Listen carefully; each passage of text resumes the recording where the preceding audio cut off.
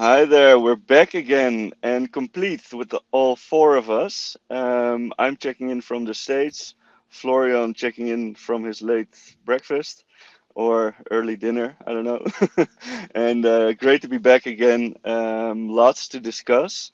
So we have four topics this week, or maybe five even. Kenny, you lined them up, and I suggest, yeah, we have only 40 minutes to discuss today, so let's just kick it off and welcome back, everyone. Yeah, good to have you all on the pod again. So the first topic for today is on the geo expansion in Austin. So Robotaxi got a little expansion in Austin. I think yesterday or the day before. I think the most visual. You can say that Rob, Yeah, you can say that Robotaxi got erected. that's one way to put it. But I think the most visual guy in this group is Florian. So I think he's the one that's most excited about the geo expansion. But any words from you, Florian, on the geo expansion that we're seeing in Austin? Well, it's just the upside down logo of Tesla, isn't it? Another way to put it. Yeah. Or it's just a big cowboy hat. Uh, well, the great thing about it is that the area is already mapped out also a little bit outside of Austin. So the area got significantly bigger Yeah, or swollen, if you want to call it that way. But and it's already starting to get bigger than Waymo is currently. So that shows how fast they can expand the areas. And for me, it's kind of interesting to see how fast they can sort of map an entire sort of city. Probably geofence will be the way until end of 2026. So I see geofence not as a necessity because the cars can move around also outside of that area. They're not limited by that. But I see geofence as additional safety measure. But I'm curious how you guys think about those areas that are being geofence right now. I think we saw a couple of cars driving around like 2 or 3 weeks ago with radars and all kinds of stuff on the hoods or on the roofs. And I think it was to verify the other regions. So in my opinion, I think they can already go like in a quite a big area in Austin, but they wanted to show this particular shape just for fun. So not sure how long they are going to keep it, but what you said is right. So the area is now already bigger than what we have for Waymo. So I think that says something in how quickly they can scale. Like let's not forget, I think Waymo is already for a year or two in Austin, and is still pretty small. So no, March 2025. okay, so that's not that long as well. Waymo just started March 2025 there. Okay, I No, thought they were there longer, but nevertheless, it's 3 months earlier than Tesla, so it shows still that they're quicker moving the geofenced areas. So it's exciting to see, and I think it's unfolding in front of our 100%. eyes. So it's the most exciting part to see how quickly it goes. There has been some announcements in going to California as well. So yeah, I'm really looking forward in the next, let's say, 2 months where this is gonna go also to other regions. Do you think those geofence areas are a necessity for Tesla, or is it just the testing phase that they have this? So I think it's a necessity, and it will remain a necessity at least for the next, let's say, 12 to 18 months, because Yeah. I'm pretty sure that they're not there yet with AGI. That might take some new hardware, some updated models as well. So I think geofence is the first step, which will be used in the next 1 or 2 years, in my opinion. And after that, we might be here with AGI and just open it all up. But I think we're not there yet. Would you say that geofence Yeah, I think so too.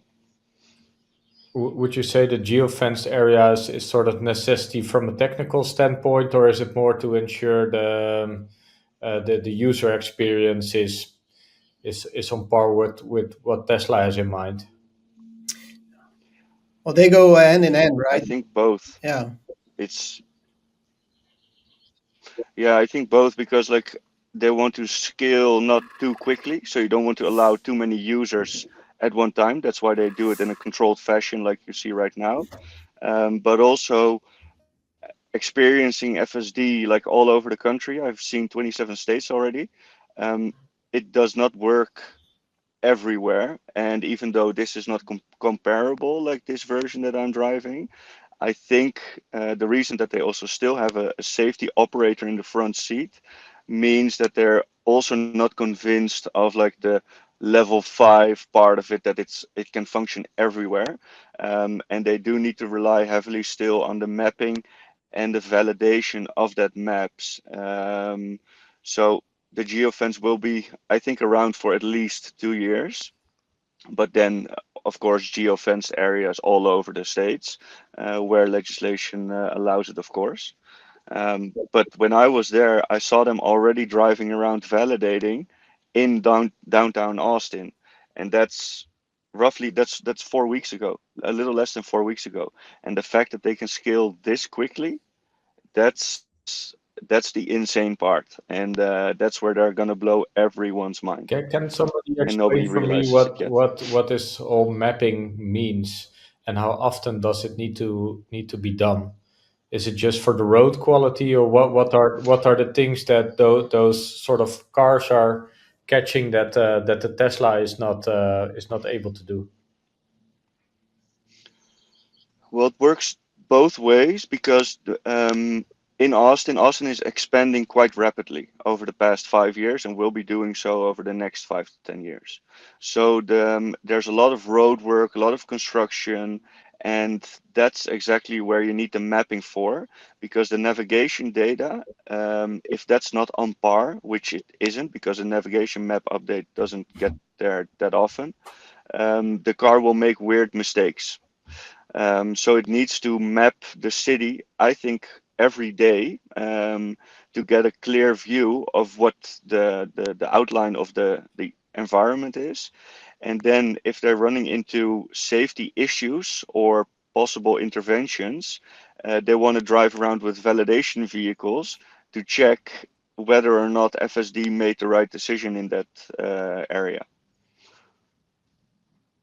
And That's my two so cents. let's say for every one, let's call them surveillance Teslas, or how can we call them? For every one surveillance Tesla, how many robotaxis can then drive? Oof, difficult question, but I think they're right now already driving around between 50 and 100. Okay. So I haven't counted like license plates. So if I go back to Austin later this month, I will try to count some license plates for you guys. But Florian, how are you following this geo expansion? Yeah, well, I'm not following what Case was mentioning right now about mapping and needing the validation of that kind of. For me, it's still early stages to see what's going to happen. But the one thing that was uh, um, Elon said on the first of, or what was the date? It was the 13th. I will. So 2 weeks ago, he said this is going to happen, and it happened. So the milestone was met again, and he has been. We have to measure on what he has been saying, and if that is actually going to be met. And I'm not in the camp that Case is saying that it will take 2 years before we will see a full. I'm still convinced that what Elon said up until now, that we will see a massive scale going to happen within 12 to 16 months, that we are still on that trajectory. And I think FSD is good enough. And I think the camp within Tesla, they know how good FSD is. It's a different version than where Case is driving on. So I'm still convinced that what Elon is saying, that's the truth. And what Elon said and what he is reiterating is that within 12 months we will be in 10 cities, and we will have thousands of robotaxis driving around. And I think it's more 10,000 than a couple of thousand. But then still you would have like 10 cities with 10 different geo fences, right? Because No. like the interconnection of those cities won't be possible. Like, well, why would you name cities? Because then it would be nationwide. So I think like there will be geo-fenced areas of the city in which the robotaxi can operate. Could be, but I don't see it as a bottleneck or something. You know, it's just No, I don't either. it's just an area where you operate, but it's not because the underlying foundation of the technique is not good enough. It's When just okay. Within this area, you can order a robotaxi, but it's not that the car. Yeah, it's a service area. Yeah, it's just a service area. But Yeah, but I do think well, like with that service area, to get like the best and safest experience, you do need that mapping and validation at the same time, to get on the point to get like global massive like nationwide rollout. why? Because I've like also in V13, I've noticed that the navigation is the only issue that causes problems with FSD. So the navigation data is not always up to date, and therefore you need the mapping vehicles mapping the surface area to make sure that the car can navigate correctly and knows everything. So some closed roads, for example, they need to be mapped in order for the robotaxi to make the good route, the good routes. And how big of a bottleneck is this? I mean, It's not a huge bottleneck, but like if you don't have if you have a super large service area, you would need to map a very large service area. when will the surveillance car will be self-driving?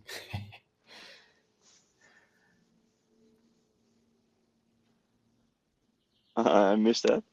When will the surveillance cars be self-driving? oh, That would be awesome. you mean the validation cars? Yeah, I call them surveillance cars, but the Maybe they validation. already are. Yeah, Maybe they exactly. already are. All right. Well, not to stick too long to this topic and go to the next one as well. I think it's still it's a good reflection of both sides of the table, right? So where I think Elon is quite bullish on it and that it will go quickly. Where maybe Case, you and I are a little bit let's say more bearish or conservative in that sense. But I think it will all show in the next couple of months how quickly they can go, and also Yeah. where the company is going. So exciting couple of months, and also looking forward to next week's You, Q2 earnings review and also management presentation. So you know the famous quote from Elon, right? It's better to be optimistic and wrong than pessimistic and right. So yeah, Definitely. we all have our weaknesses, Damian. 100%. So to go to the next topic, and I know, Damian, we discussed it, I think, already 2 or 3 years ago or whatever, at least a long time ago. Grok Now in the US got also implemented or integrated into the Tesla vehicles. So maybe, Case, you have some experience with it, which we would love to hear from you. But also a very exciting feature and shows the strength of the Musk economy here. But Case, feel free to go ahead if you have any experience here. I would love to give you my experience, but right now I'm driving a 2020 Model Y Performance, which has the Intel chip, and it only got pushed to AMD Ryzen and above. So I don't have Grok in this car, but I use Grok and ChatGPT daily in this car to plan my trip, to search for stuff. So like if I can do that whilst driving in the car with the press of a button instead of grabbing my phone, that would be awesome. So when I will be in LA and San Francisco, I'm gonna rent a, hardware 4 Model Y, and I'll give you the details then. Yeah. Okay, great. So Damian, your take. You, as said, we discussed it already, but Yeah. I'm super excited about this, and I think the implications of this are huge.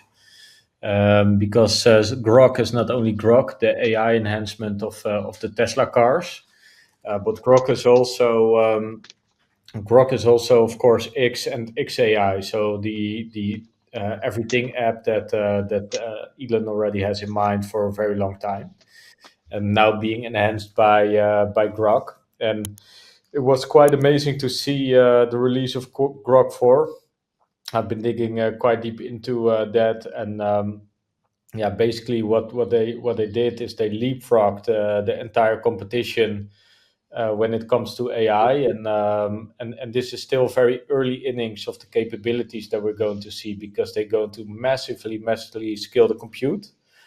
And Elon said it already a couple of times in interviews that basically the entire knowledge base of humans is already exhausted. So all the books, all the maps, everything is already being scanned and being implemented by Grok. So basically, what they're doing right now is that they're training agents to enhance the data. So they call that synthetic data.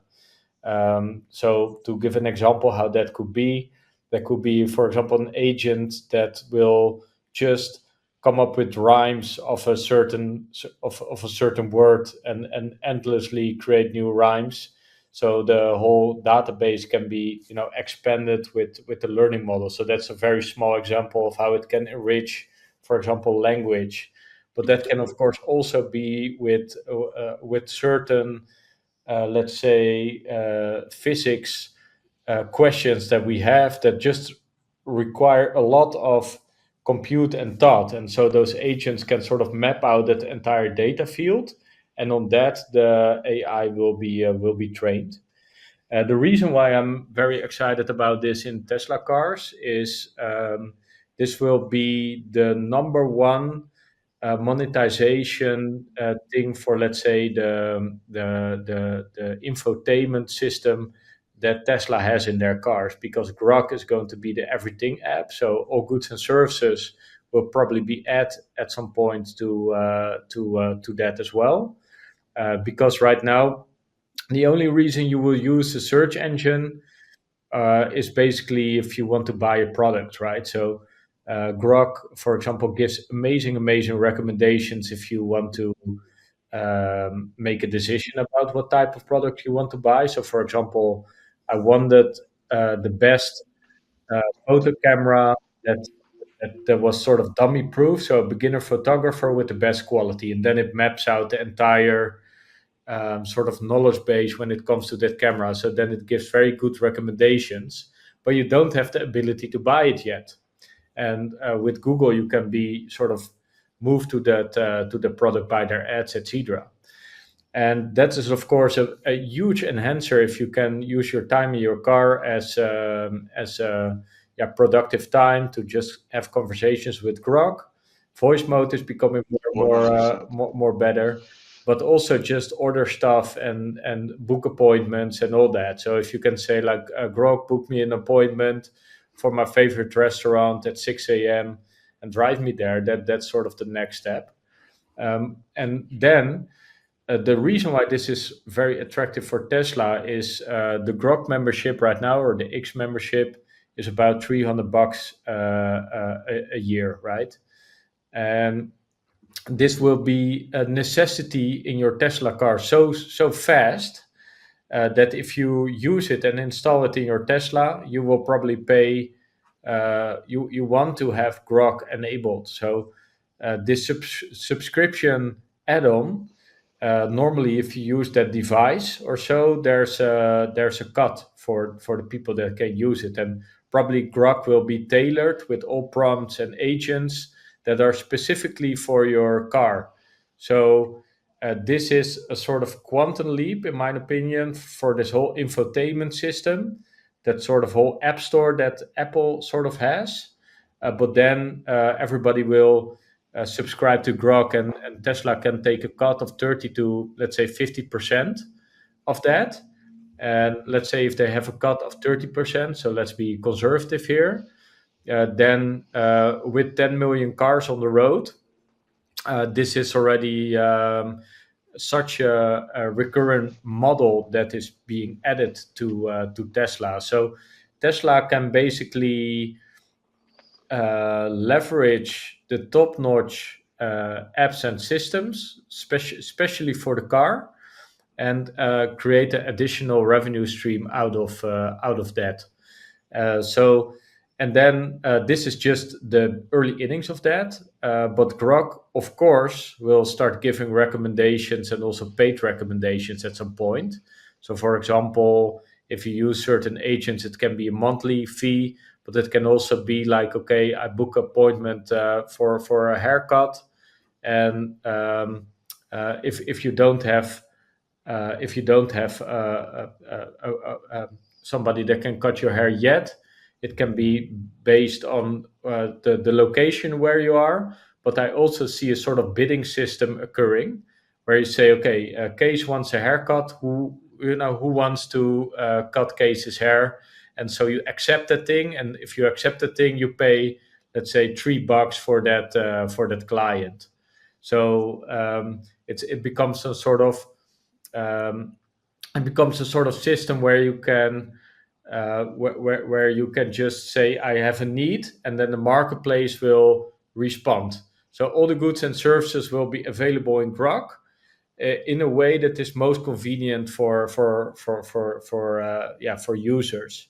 And for Tesla, we have entertainment. So you have Tidal, you have Spotify in your Tesla, etc. But besides of that, it's not very.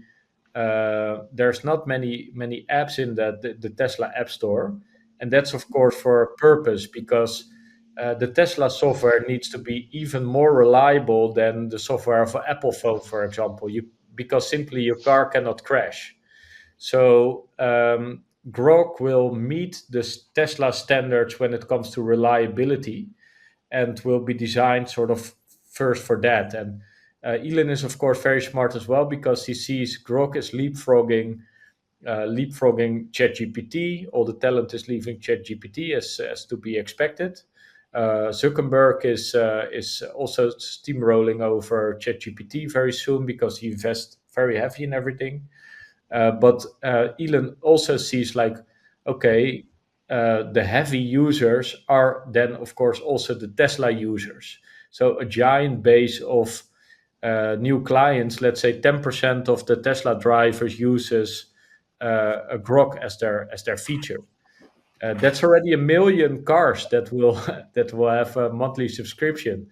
That's a 300 million. Yeah, insane. Yeah, that's a 300 million recurring revenue that you add to XAI as a company, of which 30 to 50% of that will be for Tesla. So I'm sometimes already going back in the days when I had very heavy hay fever. I was already going in my car to have what is it, that biodefense weapon mode, to just But bioweapon defense to mode, calm my nervous system down when I had a hay fever attack. But now you will probably go in your car because it's so enhanced for productivity. You want to be in your car to be productive. So that's going to be a whole new chapter of work that opens up. So I'm very excited about it, and I think this when Tesla can publish data, let's say on, okay, we're earning money on this Grok integration, then it's already like 300 million recurring revenue model. That's a 10x in or let's say a 20-30x in market value, and there you go. So it's a leapfrog for the infotainment system of Tesla. Yeah. Florian, I see you nodding quite vividly. So anything to elaborate on or maybe to add? Yeah, I haven't been on the pod for a few times, and now I know why I missed it. It's because of how Damien can explain things so vividly, and he's completely right, I believe. And it's still mind-boggling to understand. Okay, what's this all going to be about? And I mean, it's not only the integration of the product with the other product, but it's going to be the integration of one company with the other company. So there's a lot of feedback loops going to happen between Tesla and XAI. So we will probably hear somewhere in November what's going to happen, whether Tesla is also going to be a shareholder of XAI. SpaceX is already a shareholder of XAI. But I wouldn't be amazed. I also asked this on X. Who's going to be, which version of Grok is going to be the next CEO of XAI? And then I realized, okay, but which version of Grok is actually going to be the next CEO of Tesla?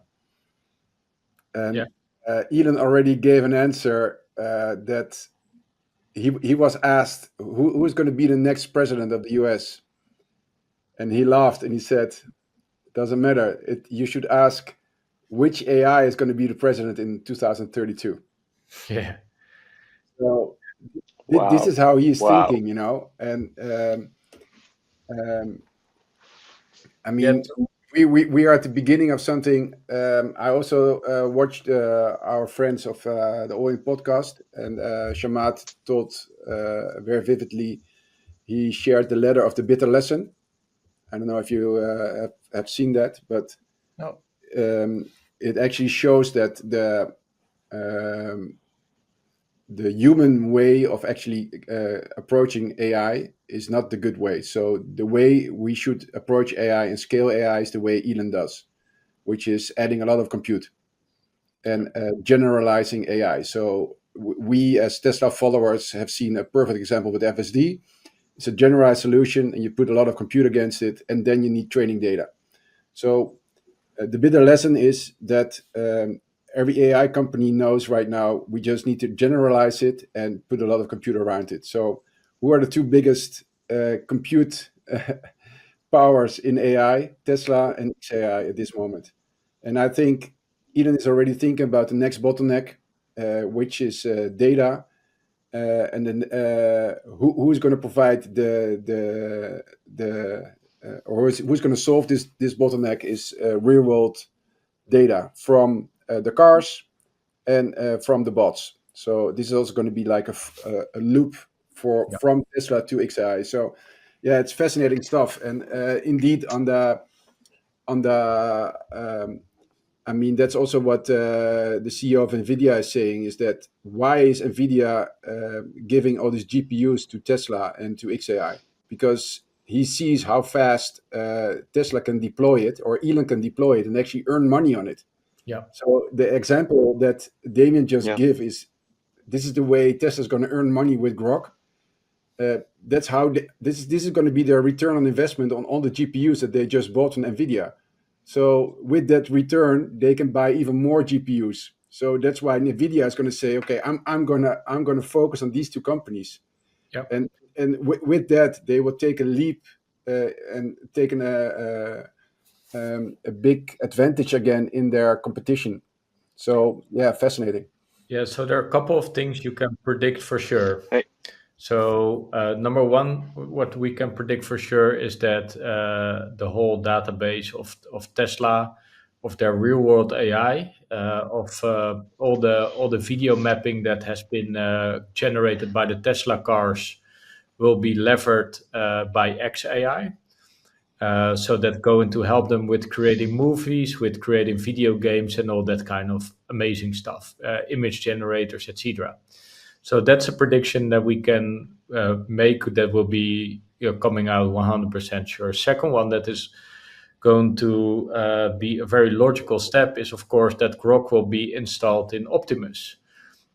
So Tesla is very much focused on the hardware, and the capabilities of Optimus is very much hardware focused. So the Optimus team is focused on hands and legs and ligaments and all that. because they know at some point the brain will be installed, and then it just needs to have a capable body. It's just like me in the gym, I'm training all day and hope one day my brain will be installed as well. We all hope that, Damian. I think we're gonna have to wait a long, long, So, long, so long that's time the for that. second thing that we can know quite sure that is going to happen. And the third thing that we know is also that Nvidia will grow in parallel, just like Florian said, with these two companies, because Nvidia's, correct me if I'm wrong, also shareholder of XAI. And it's very obvious that Nvidia needs Tesla also for their growth, because they need to have battery and energy solutions. So those two big companies, the Tesla is the hardware provider, Nvidia provides the hardware for the brain. Although Dojo 2 is an interesting topic to discuss as well, so curious what your thoughts is there. And XAI is the software of that whole thing. And if Tesla and X or XAI are going to merge, maybe that's more sort of complicated from the stance of bringing companies together and also having X attached to it. So I'm not sure if Elon is quite fond on that idea. But in terms of work streams and sharing data and clientele base, it's an obvious thing that is just going to happen. Yeah, and then maybe we touch on some points we had on the schedule or on the agenda for later as well. So one of the things is that SpaceX invests $2 billion into XAI. There's a lot of, I wouldn't say commotion, but it does play in the industry that everyone, or at least on X, thinks that also Tesla should invest in XAI. What are your thoughts on it? And maybe, Case, we can kick off with you. Yeah, I see it as like a possible issue, because like the first thing that comes to mind is big conflict of interest, because the companies working together, it's like that will be like in the public eye, public domain, that will be seen as the first major objection to not do this. And of course, like the whole Tesla community is like, we should do this, and it makes perfect sense. In my eyes, it kind of makes sense too, but I'm not in this topic deep enough to give like a proper opinion about it. So I'd rather just say not too much at all. But yeah, I do see the conflict of interest as a possible hurdle here. I do know Damian will have some thoughts, but before he ends up in a 10-minute rant, maybe let Florian. A weave. Yeah, let's have Damien do his rant, and We can comment. I will comment, and I want to share something which I just told you, a tweet. Okay. Nothing to add here, gents. That's the first time. Well, maybe it's because both David and I we don't know what the question is. Yeah, exactly. What's the question? Well, the question is, should Tesla invest in XAI? Well, how do you think about it? Oh, yeah. yeah. I'm just curious why SpaceX was investing, because I don't see a sort of very logical uses of that. Maybe the only thing I can come up with is Starlink. Somehow, all that data that is being shared with Starlink can be of tremendous value for XAI as well. So imagine if you can sort of filter out all that internet usage and how people interact with the internet by extracting all the data that is generated by Starlink. I can see tons and tons of value in that. And think about think about how many data is going through Starlink. If we see XAI and AI as a sort of battle for qualitative data. So Elon wants to have the data as being as close to the truth as possible. So he's tremendously frustrated Yeah. that there's still a lot of sort of woke or far right. So let's don't distinguish those two information on the internet. If you want to have really Yeah. hard data, the data of Starlink is, of course, very qualitative. Also, the data that you have on X, if the people allow the stuff on their phone, like on what locations are they, what content do they consume, how do they interact with content, and all of that. That is going to be tremendous value. And of course, we don't know what Starlink is going to do in the future. We saw the rollout of the Starlink Mini, which is a sort of hand device that you can use for your internet there. But it's also very safe to assume that Starlink will grow to 100 million, 500 million users in the next 10 years. So that data of Starlink is so valuable that probably SpaceX is collaborating in that sense with XAI to enhance that in a two-way street as well. Yeah, could be. I think it's an interesting angle. Haven't thought about it that way, so good to get your thoughts on it. I think from an investment perspective, to be honest, I think it makes a lot of sense for Tesla to do it. I think the whole Musk economy is just connected with each other, whereas Tesla in this instance will be the hardware and XAI will be, let's say, the software or the AI part. So I think it makes sense because they're both dependable on each other. Like the software cannot go anywhere without the hardware, and the other way around. So, in my opinion, it would have my vote. I would be very happy with it, and I'm actually, and I know there's good reasons for it, but I was quite sad when he started XAI because it meant that the whole AI development or AGI in general, from a software perspective, would be developed outside of Tesla. Well, that's one of my biggest theses, to be invested in Tesla itself. So I would be in favor of doing it. So it will have my vote. I don't think there's a lot of objection to it as well.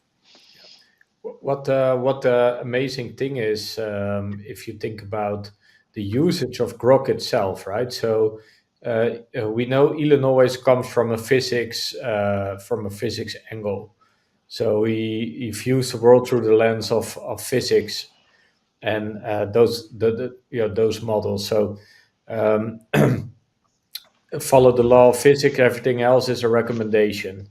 And what Elon said, it will take about 1 or 2 years from now that Grok is also coming up with new physics models and new inventions on physics. So Grok will come with new inventions already, and I'm using this in daily life, right? So I've been working on skincare recipes, so mixing all sort of ingredients by all the data that Grok is compiling for me to come up with skincare products. So it can map out so much body of knowledge that you can then use for new type of products that you then have if give it the proper term. So you can just ask Grok, I want to create a skincare products that is fully of organic materials.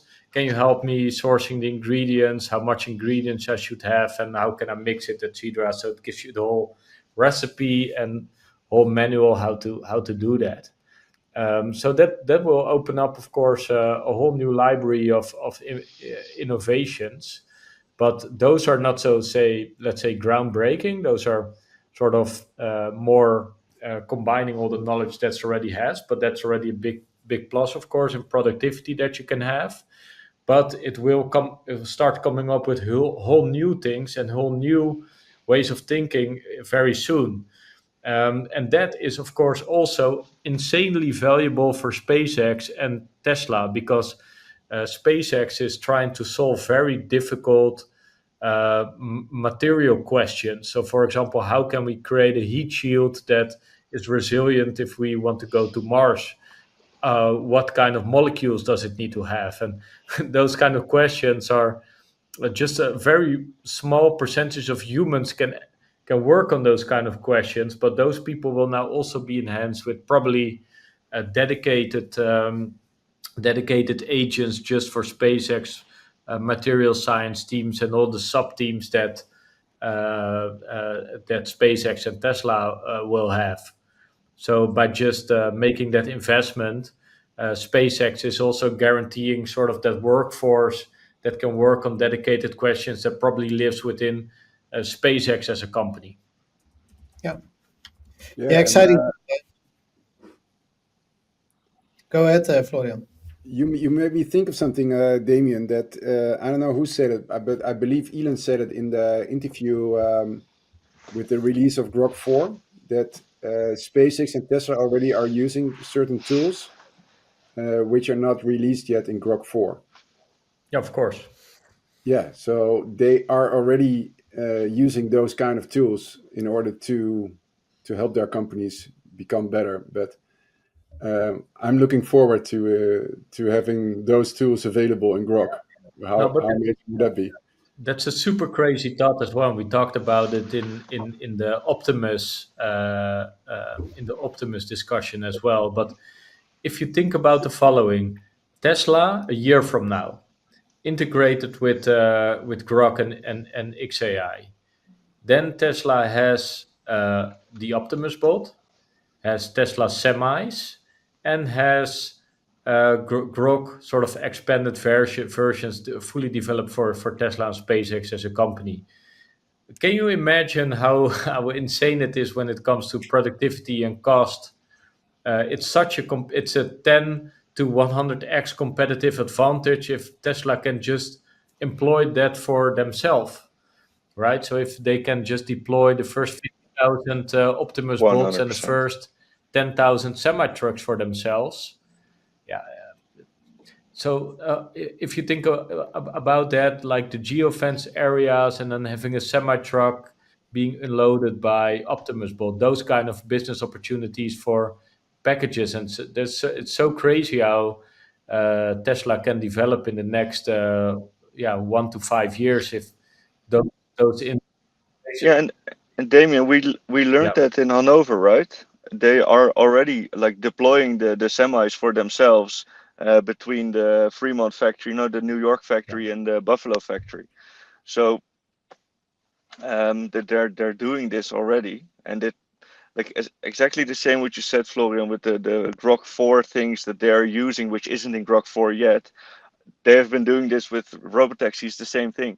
Like we get versions that are always 5-6 steps behind from Yeah, what they are so I using. looked it up, what he actually said in the presentation, but he said that in the next training phase, Grok will have access to the physical simulation tools used by Tesla and SpaceX.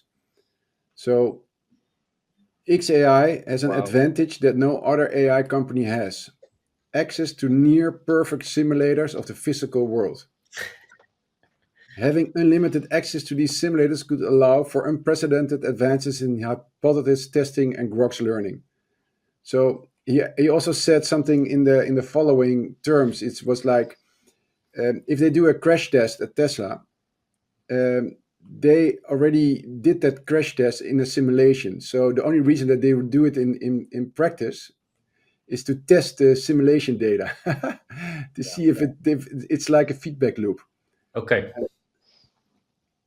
Okay, so this is crazy. It's a great spot, Florian. But think about, I've been thinking now for the first time, okay, this SpaceX and Grok thing. But what is SpaceX main business model? Launching satellites, right? Starlink, what is Starlink? Starlinks are satellites that provide internet. I'm not a satellite expert, I confess. But You're let's not? say, This is shocking. yeah, Weird, I really know weird. you thought I We was all the thought, oh, satellite wow, expert case, what a but shocker. I confess I'm not a satellite expert. I do worked for the ASA in Noordwijk to give tours about satellites. So in my youth, I at least digged into it a little bit. But the way satellites work is by sensors and lasers that are scanning information from Earth.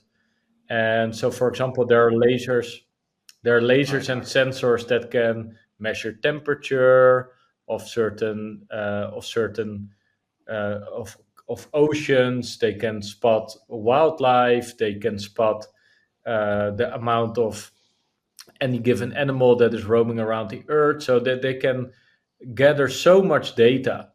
And because we want real world data, and Tesla is providing that, but probably the sensors of Starlink are also equipped with a lot of data around it, because they need to know on what areas they're flying over. So they probably also have a couple of sensors and scanning tools that are of tremendous value. But I can also see with the new Starship being able to deploy much more satellites in a more rapid term, that XAI can launch their own satellites in the near future, because the cost of satellites will go down massively. Because the bottleneck for launching satellites is production. Tesla has the production of these kind of things because they're already making satellites with Starlink, right? So on the one hand, they're manufacturing the dishes. On the one hand, they're manufacturing the satellites. So it could be a very realistic scenario, let's say almost 100% certain scenario, that XAI and Grok will launch their own satellites in the future to enhance certain data sets. So it will be very cool to learn about the capabilities that current satellites has, and to see if Grok can enhance those. Yeah. So also here there is like feedback loop between Tesla, SpaceX, and XAI through the products itself. It's and I'm getting more and more convinced. What Elon said is that we will see an AI as a CEO within the company, because if the AI is going to solve the real big problems which can't be solved by engineers or by books, which he already mentioned. He said Grok is already solving problems which we couldn't solve. This is his statement.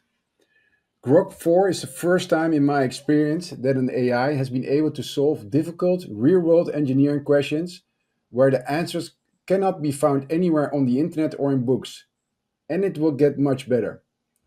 So, I mean, this AI is going to be like the no, but Creativity. everybody within the company will go to Grok to ask him, okay, what should we do? So it's actually making Yeah, it becomes the sparring partner instead of like just a search engine. It becomes a sparring partner that matches the intelligence and actually exceeds the intelligence of the employees working there to yeah, increase the output. and it's collecting That's all that's insane. the intelligence from all the people actually putting data in there. So it's like the collective intelligence Yeah, on an exponential. and it's getting data from Yeah. super intelligent Well, people. so I just wanted to share this video of Elon actually saying, okay, this is the moment. Which AI do you think will be the president of the US? Are you open to that? For me to share that? Yeah, and Damien, perhaps you need to re-invite Kenny to the stage No, because he he had a hard disappeared. stop. But I thought it was 9:45. But okay. Yeah. So in the meanwhile, you're pulling it up, Florian. I got really excited about this whole satellite idea, because that's a very logical thing to deploy. So let's say as launching a satellite right now, the cost of launching a satellite. What are the costs of launching a satellite? So it anywhere between 10 and 400 million. So and that cost price will of course go down rapidly. We have seen the Starship presentation, right, with with our group, Yeah. and the cost will be reduced Mhm. with about 80%. So you can launch a sort of beginner satellite, as I call it, for let's say 2 or 3 million. For 2 Then million. and of course, technology Wow. also has been gotten much cheaper. So to enrich it with all sorts of sensors, and this ties into the first idea of us humans being able to have global resource management, with sort of shared real time information about coral reefs, about forest, about all the precious precious materials that we have on Earth. Hey, but Damien, at some point, like you would expect the coverage of satellites to be sufficient, like that there's no need to launch even more satellites into orbit. Like at some point you have like a No, saturation, but you right? can have endless ideas for satellites, of course, and you can have satellites that are pointed in two directions. Direction number one is the direction towards Earth, right? So we of course want to know everything about Earth. That's satellite direction number one. Satellite direction number two is pointed towards space, and space still has many questions for us. And if we can, so for example, just recently they launched like this whole stellar photography satellite, right? So it was something that was being in the build for almost 20 years, and that could make pictures of deep space. Now with Starship, you can actually deliver those satellites also much farther out of orbit. So, and then you can have a belt of satellites just connected to it to beam that whole information back to Earth. So we don't have to. We can All right. send them much deeper into space, and the deeper you can send them into space, the more valuable data it can collect on about the origins of the universe. Yeah, true. So True. I there are hadn't thought so about that many one. opportunities, and Yeah. the Yeah, difficulty makes sense.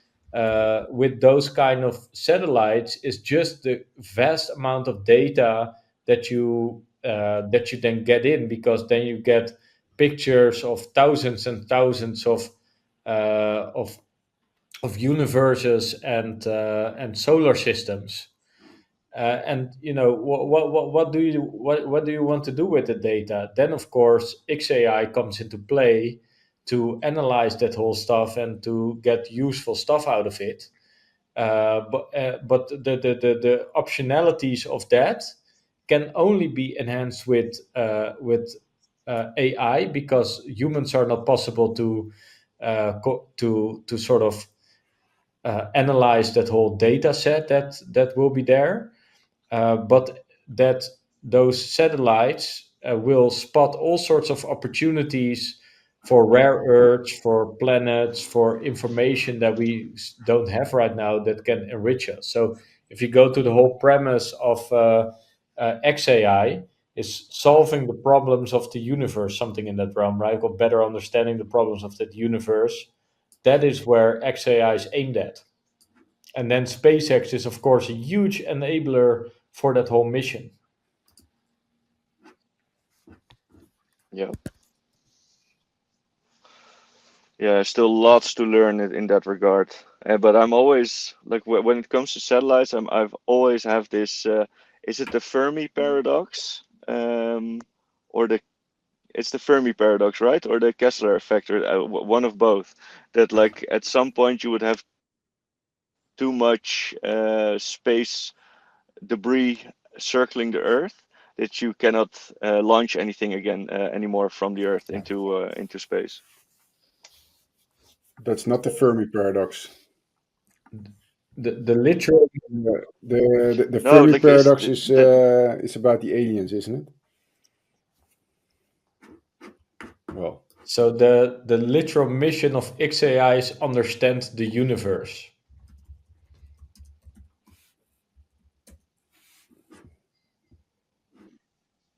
Okay. yeah, makes sense. shoot some rockets and some satellites in there. Back to And Earth, get the some more coming knowledge. shareholder meet. That was on Kenny's agenda, of course.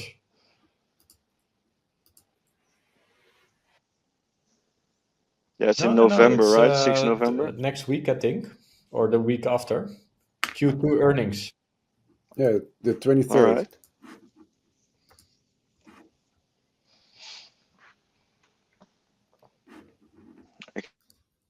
Exciting. What are you looking for, Case? What are your thoughts, Damien? What do you expect? Um, to be honest, I think we're gonna see. They're gonna shed some more light on the complete robotaxi rollout, their experiences so far, maybe some safety data, intervention data, to prove and showcase the robotaxi ability and capabilities. I am still thinking that they said they would have launched like the more affordable model in the first half of 2025. So is there a strategic decision behind it not to release it right now, and hold off a little bit to get rid of inventory or current model lineup? I'm not sure, but I'm guessing we do need to start hearing something about that. Besides that, like maybe some figures into, of course, like the energy. That's an no like constantly improving statistic and metric that they've been showing. And for the rest, I'm blank. Nothing specifically I'm looking forward to. Do you got your video ready, Florian? Yeah, I do, but I don't know how to share. So it's the boomer here. Yeah, come on, man. It's insane.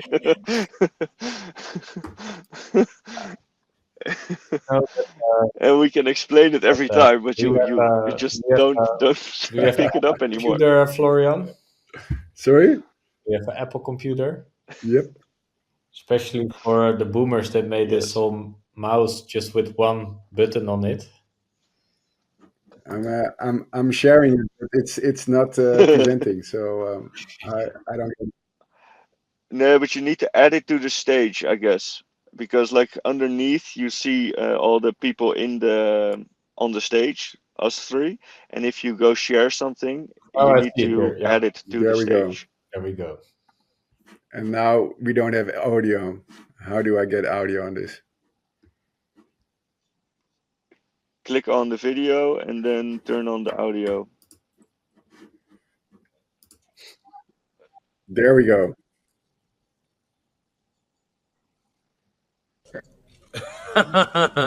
Who do you think won the White House in 2032? Which type of AI?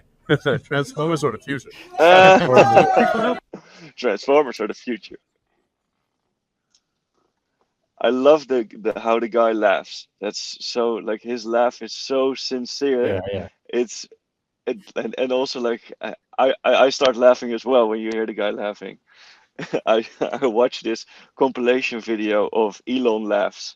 That's the funniest shit ever. Yeah, I think Q2 is the final quarter for the final breakthrough of Tesla. And maybe Wow, maybe that's bold. maybe Q2 3 will be the latest, but we're now of course already a couple of days in. But from my point of view, many things will be unveiled in the next, let's say, 120 days. So in 120 days from now, we will know the capabilities of Optimus. We will know how Tesla is going to leverage their infotainment system. We know how fast the robotaxi rollout will be. And from my point of view, there are almost no roadblocks. And if you hear the comments of people that have been visiting the Optimus team, they're raving about what they see there. It's like Shamat called it Michelangelo being at work there, Elon, with his team. So they're coming up with crazy things, and it's people underestimate Elon like every time when it comes to innovation. So also this whole Grok 4 and this whole XAI team, it's a very small team, maybe 70, 80 people, and they have the direct reporting lines to Elon, and they just get shit done all day on a massive scale. So it's so crazy to think about that Elon leapfrogged Grok with Grok, the whole ChatGPT and all the others in this field. And this is just the early innings of that, and the compute will be scaled like a hundredfold from now. And from my point of view, the rocket that is being called Tesla and XAI and SpaceX are, taking off to orbit in the new in Q3 and Q4, and Q2 will be sort of the last quarter of sort of car company Tesla. So we'll still talk about delivered cars. We talk about all these other things, but from there Yeah. on, Robotaxi and FSD will become a very dominant part also in their earnings. Autonomous miles, autonomous miles traveled, robotaxi revenue earned, stuff like that. Yeah, Yeah, 100%. so this is probably a nostalgic earnings call then that we can have. So maybe It's in line with what Elon said, right? 2025 is going to be epic, but 2026 is going to be ridiculous. So yeah, this we're entering the second half of I am 2025. It's already epic until now. It's going to get more epic. I can't wait for the I'm normally ridiculous. very, very optimistic, and I do like what Damien is saying, but I do think it will take a few more quarters before we see it in the financial results, and before we see everybody understanding what is really happening. I mean, of course, we know following Tesla what's going to happen and what it means for every product which is being revealed, what kind of milestone it is. But if it's not really adding to the P&L or to the cash flow, it doesn't Financials. exist Yeah. yet. So I think before we will definitely see. I mean, even the whole robotaxi thing. Even if we are in 5 cities or in 500 cars or 1,000 cars, the moment Cybercab is added to the robotaxi network, that's the moment we are really going to earn some money with it, and that's the moment that. So Yeah, I lift still off. think that we need to wait a couple quarters, and at least 4 quarters talk before we really get the stock going higher. But talk. Yeah, I won't say well, the stock I, will Well, immediately react. I That's think not what I'm saying. maybe it's good to do a kind of a stock prediction by the end of this year and the end of next year. So Let's do that when Kenny is there. But I'm okay, not talking per se on the stock price. So let me clarify myself. sure, me But neither. yeah, it's just that the focus and all the attention of the call will shift towards those kind of milestones Yeah, in the sure. in the coming quarters. And so No, but one the questions will be lame as fuck for the next 4 quarters. yeah, because everybody's still trapped in the old mindset. So like the whole vibe shift that's happening within Tesla, within XAI, that's not being understood by the institutional investors, at least the most of them. A couple will have that, and so many of the public is still so uneducated. So like I agree with you, Damien. Like they're gonna present this shift, but Florian, great for being a little bit on the realistic end here. Um, it won't have a meaningful impact on the news that gets out or the stock prices or anything. But internally and for the people who understand, we'll probably get to see where we're Yeah, heading for. yeah. So it's the and talking about waiting and patience. Elon just did a bombshell announcement of the most epic demo ever by the end of the year. So, what can be more excited than a Cybertruck? What can be more excited than a robotaxi? What can be more excited than a cybercab? So, A new version of what can be lidar, more excited than Optimus? So, the most legislation. epic demo Oh, ever. What can that be? Probably it's the cherry on the cake, Roadster. or the cherry on the icing of the cake, the Roadster with SpaceX capabilities. That's the only thing that I can Rockets. come up with, sort of Yep. logically thinking. But maybe it can be something totally else. Maybe it's a VTOL, because the U.S. government needs some um, some leap in the whole drone market. Maybe they've been working on that. I don't know, but to have Elon say this, like the most epic demo ever, ever, is something that yeah. I could not sleep after reading that, because I got just so And excited about what that can be. the consensus in the community is like that he came from like the design office. That's where I think Yeah, France works his magic. Um, that can only mean one thing: the Roadster, because VTOL in my mind would be something more SpaceX. um, Yeah. engineering, like it's yeah, and Optimus is more in the lines of AI robotics. So, like when it comes to design, it must be the Roadster.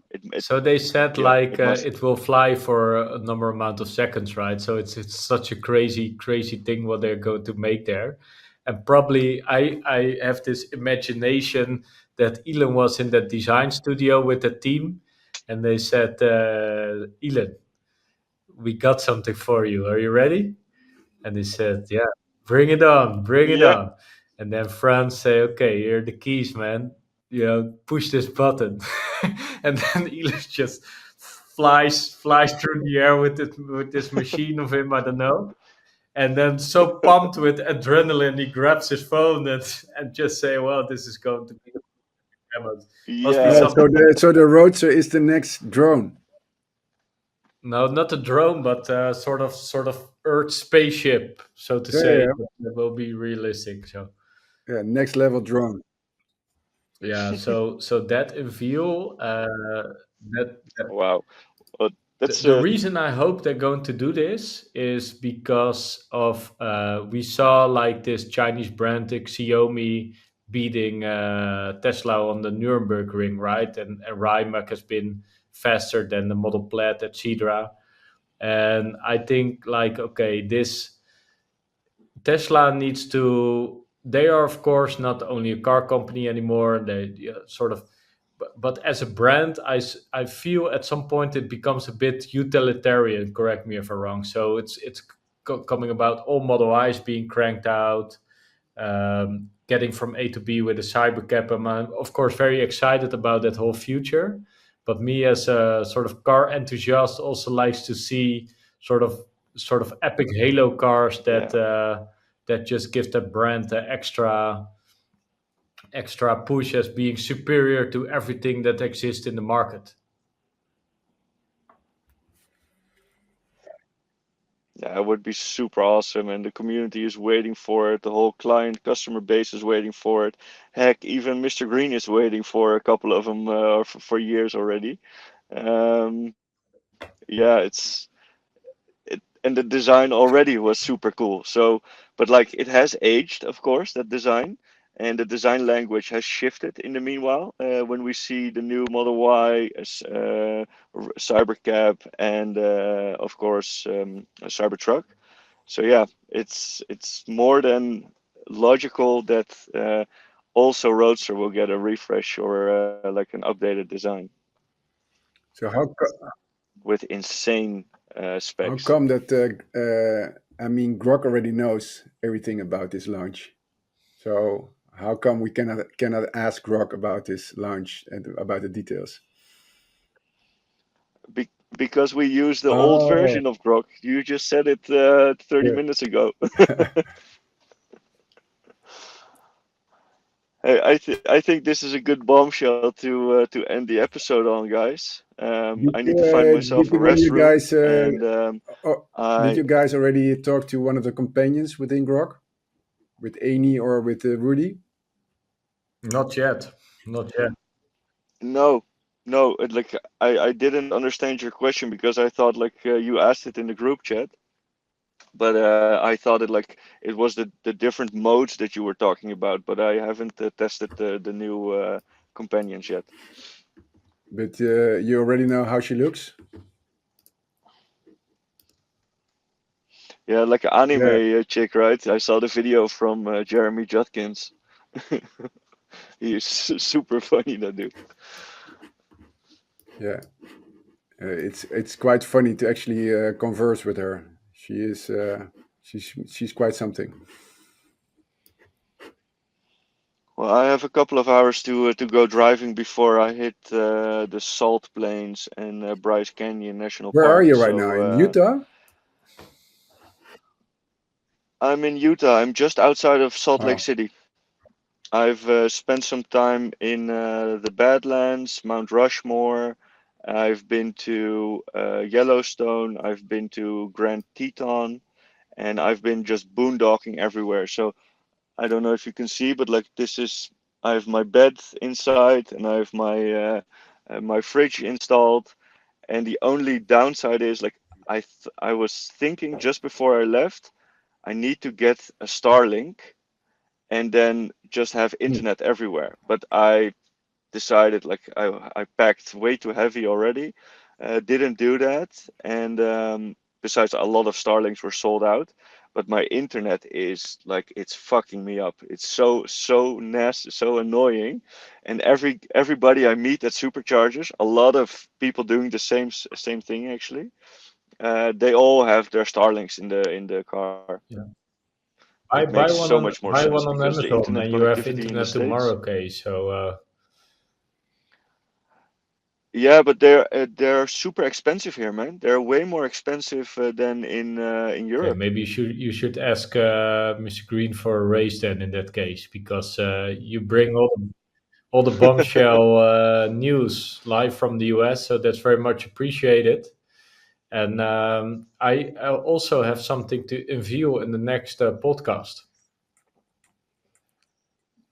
Ooh, Something you guys will be super excited about. This is like one of the most innovative moves and just awesome moves that we will make.